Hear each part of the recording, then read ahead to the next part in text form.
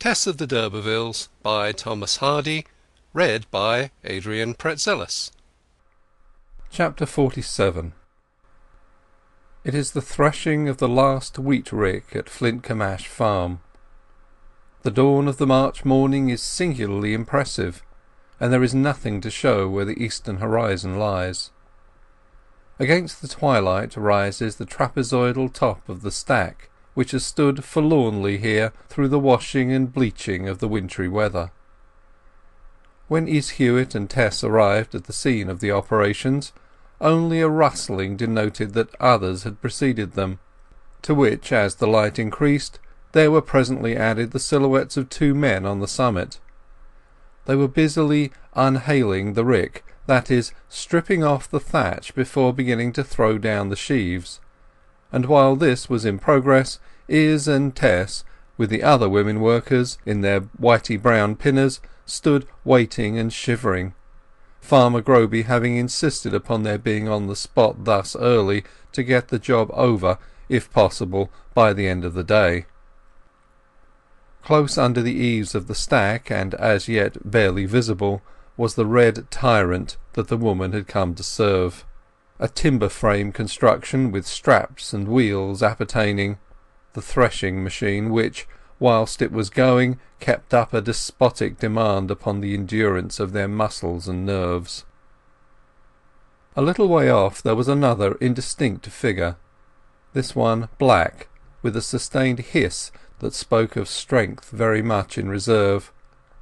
The long chimney running up beside an ash tree, and the warmth which radiated from the spot, explained without the necessity of much daylight that here was the engine which was to act as the primum mobile of this little world. By the engine stood a dark motionless being, a sooty and grimy embodiment of tallness, in a sort of trance, with a heap of coals by his side. It was the engine man. The isolation of his manner and colour lent him the appearance of a creature of Tophet who had strayed into the pellucid smokelessness of this region of yellow grain and pale soil, with which he had nothing in common, to amaze and discompose its aborigines. What he looked he felt. He was in the agricultural world, but not of it. He served fire and smoke. These denizens of the field served vegetation, weather, frost and sun. He travelled with his engine from farm to farm, from county to county, for as yet the steam threshing machine was itinerant in this part of Wessex.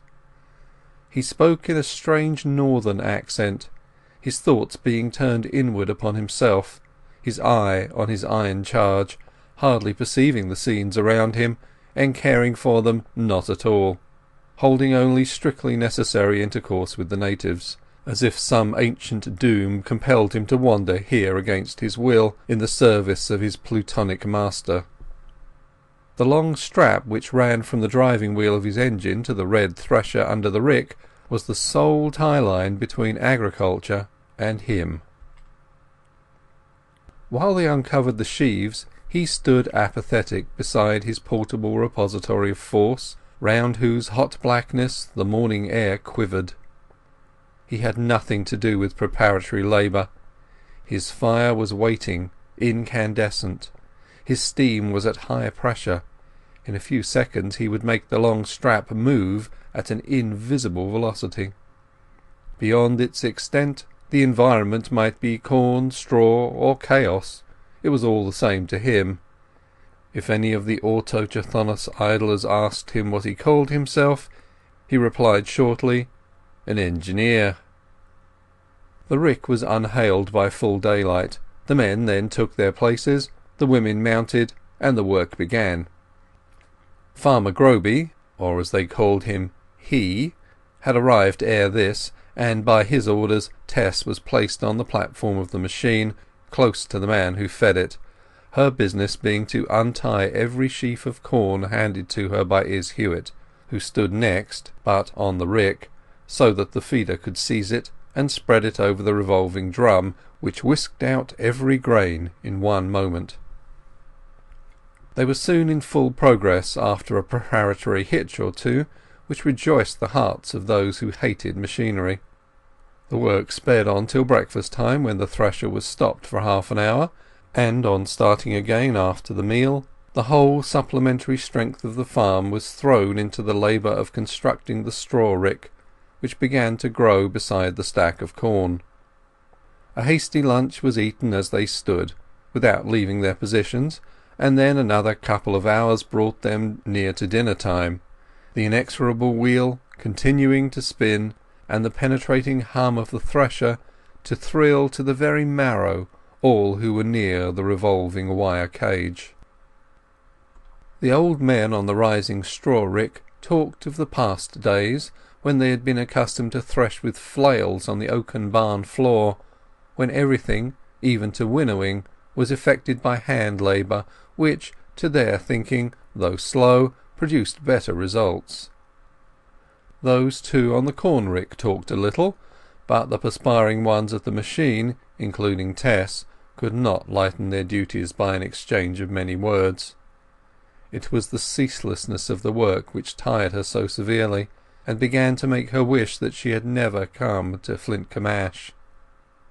The women on the corn rick, Marian, who was one of them in particular, could stop to drink ale or cold tea from the flagon now and then, or to exchange a few gossiping remarks while they wiped their faces or cleared the fragments of straw and husk from their clothing.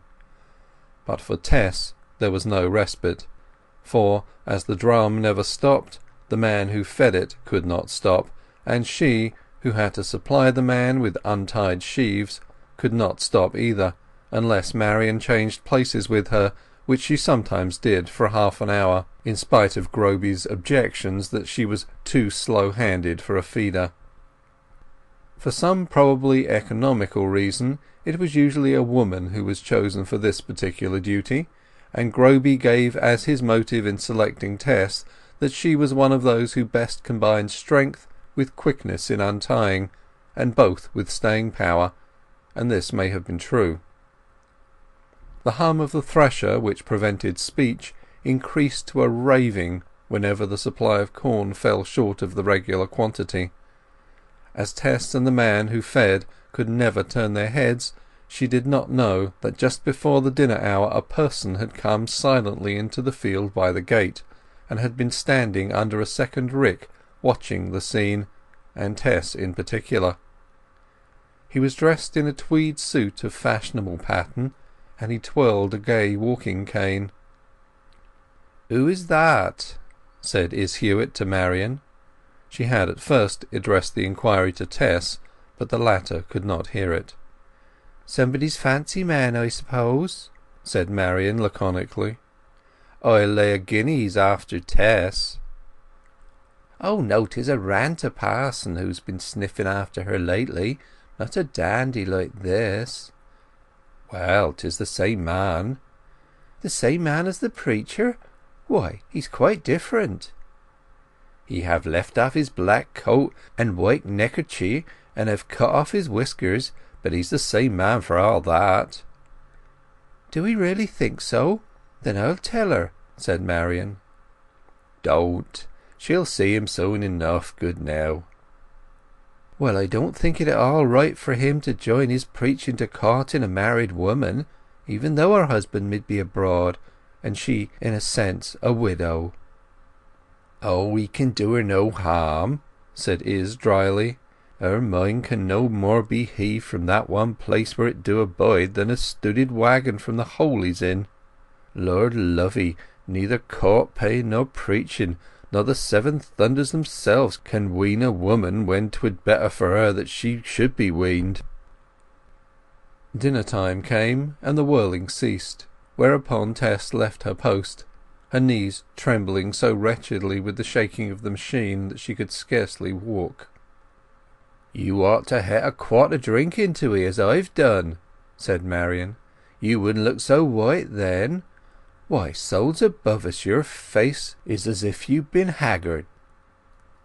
It occurred to the good-natured Marian that, as Tess was so tired, her discovery of her visitor's presence might have the bad effect of taking away her appetite, and Marian was thinking of inducing Tess to descend by a ladder on the further side of the stack when the gentleman came forward and looked up. Tess uttered a short little "Oh!" and a moment after she said quickly, "I shall eat my dinner here, right on the rick." Sometimes when they were so far from their cottages they all did this, but as there was a rather keen wind going to-day, Marian and the rest descended and sat under the straw stack. The newcomer was indeed Alec d'Urberville, the late evangelist, despite his changed attire and aspect. It was obvious at a glance that the original Weltlust had come back, that he had restored himself as nearly as a man could do who had grown 3 or 4 years older, to the old jaunty slapdash guise under which Tess had first known her admirer and cousin so-called.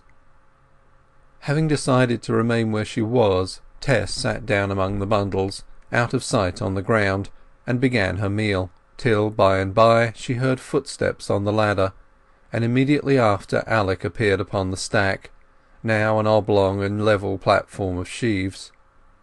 He strode across them and sat down opposite of her without a word. Tess continued to eat her modest dinner, a slice of thick pancake which she had brought with her. The other workfolk were by this time all gathered under the rick, where the loose straw formed a comfortable retreat. "I am here again, as you'll see," said d'Urberville. "Why do you trouble me so?" she cried, reproach flashing from her very finger ends. "I trouble you? I think I may ask, why do you trouble me?"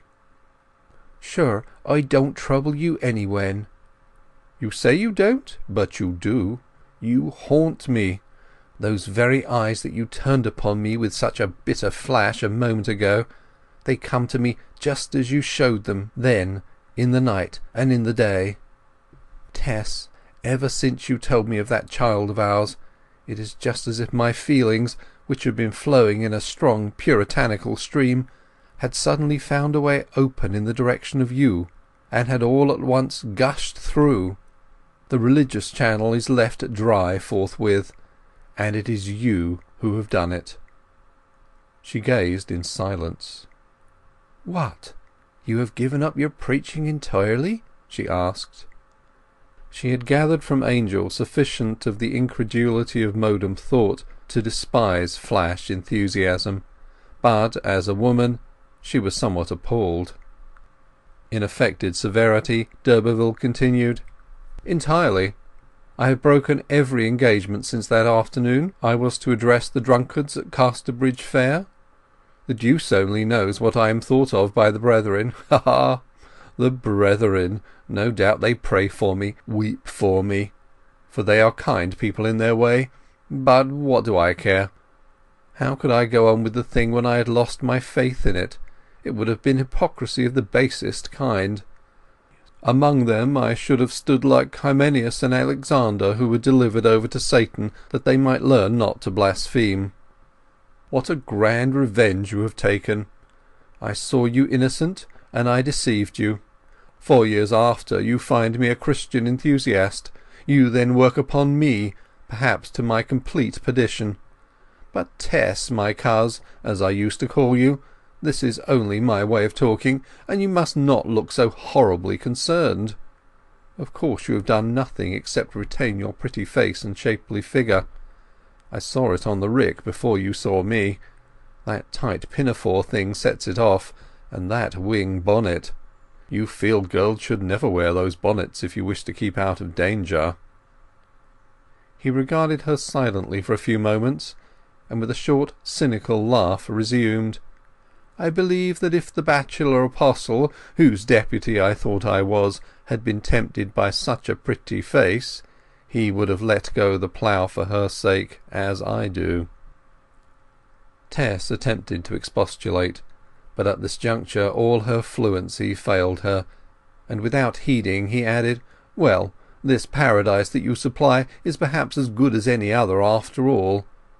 But to speak seriously, Tess—" d'Urberville rose and came nearer, reclining sideways amid the sheaves, and resting upon his elbow. Since I last saw you I have been thinking of what you said that he said. I have come to the conclusion that there does seem rather a want of common sense in these threadbare old propositions. How I could have been so fired by poor Parson Clare's enthusiasm, and have gone so madly to work, transcending even him, I cannot make out. As for what you said last time, on the strength of your wonderful husband's intelligence, whose name you have never told me, about having what they call an ethical system without any dogma, I don't see my way to that at all. Why, you can have the religion of loving kindness and purity at least, if you can't have, what do you call it, dogma. Oh no, I'm a different sort of fellow from that. If there's nobody to say, do this and it will be a good thing for you after you're dead, do that and it will be a bad thing for you, I can't warm up. Hang it, I'm not going to feel responsible for my deeds and passions if there's nobody to be responsible to. And if I were you, my dear, I wouldn't either.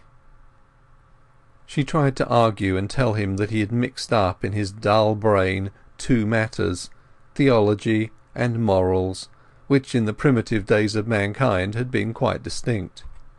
But owing to Angel Clare's reticence, to her absolute want of training, and to her being a vessel of emotions rather than reasons, she could not get on. "Well, never mind," he resumed. "Here I am, my love, as in the old times." "Not as then, never as then. 'Tis different," she entreated. "And there was never warmth with me. Oh, why didn't you keep to your faith, if the loss of it has brought you to speak to me like this?" "Because you've knocked it out of me, so the evil be upon your sweet head. Your husband little thought how his teaching would recoil upon him. Ha ha! I'm awfully glad you've made an apostate of me all the same. Tess, I am more taken with you than ever, and I pity you too. For all your closeness, I see you are in a bad way, neglected by one who ought to cherish you." She could not get her morsels of food down her throat. Her lips were dry, and she was ready to choke. The voices and laughs of the workfolk, eating and drinking under the rick, came to her as if they were a quarter of a mile off. "It is cruelty to me," she said. "How can you treat me to this talk, if you care ever so little for me?" "True, true," he said, wincing a little. "I did not come to reproach you for my deeds. I came, Tess, to say that I don't like you to be working like this, and I have come on purpose for you. You say you have a husband who is not I.